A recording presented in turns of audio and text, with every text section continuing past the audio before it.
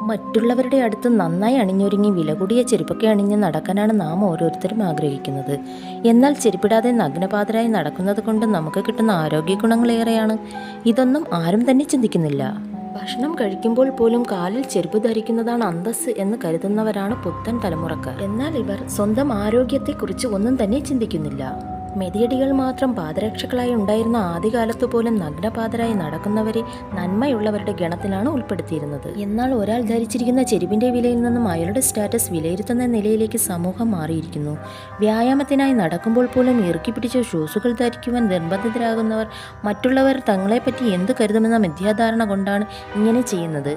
നഗ്നപാതരായി നടന്നാൽ കാണുന്നവർ തങ്ങളെ ഇല്ലായ്മക്കാരായി ചിത്രീകരിച്ചേക്കുമോ എന്ന അന്തസ്സിന്റെ പ്രശ്നവും പലരെയും അലട്ടുന്നുണ്ട്. നഗ്നപാദത്തോടെ കുറേ നേരമെങ്കിലും നടക്കുന്നത് ശരിയായ വിധത്തിലുള്ള രക്തചംക്രമണത്തിനും ആരോഗ്യകരമായ ജീവിതത്തിനും അത്യന്താപേക്ഷിതമാണ്.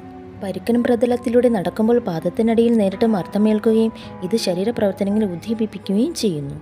പാദത്തിനടിയിൽ വിരലുകൾ മുതൽ ഉപ്പൂറ്റി വരെ നീളുന്ന ഓരോ പ്രത്യേക ഭാഗത്തെയും ഞരമ്പുകൾ തലച്ചോറ്, ഹൃദയം, കിഡ്നി, കരൾ എന്നിങ്ങനെയുള്ള ശരീരഭാഗങ്ങളുമായി നേരിട്ട് ബന്ധപ്പെട്ടിരിക്കുന്നു. അങ്ങനെ ഓരോ ഭാഗത്തും ഏൽക്കുന്ന നേർത്ത മർദ്ദം അതുമായി ബന്ധപ്പെട്ട പ്രധാന അവയവത്തിന്റെ പ്രവർത്തനത്തെ ത്വരിതപ്പെടുത്തും. കാൽപാദത്തിനടിയിൽ സൂചി തറച്ചുകൊണ്ടുള്ള അക്യൂപഞ്ചർ എന്ന ചൈനീസ് ചികിത്സാരീതിയുടെ ഒരു ഹ്രസ്വരൂപമാണ് ചെരുപ്പില്ലാതെ നടക്കുമ്പോൾ പ്രകൃതി നമുക്കായി ചെയ്യുന്നത്. പ്രകൃതി തരുന്ന ഈ വരദാനത്തെ നമുക്ക് മുറുകെ പിടിക്കാം. ഇടയ്ക്കൊക്കെ ചെരുപ്പില്ലാതെ നടക്കാൻ ശ്രമിക്കുക.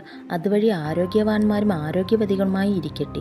മറ്റു നല്ലൊരു വീഡിയോയുമായി തിരികെ വരാം. നന്ദി.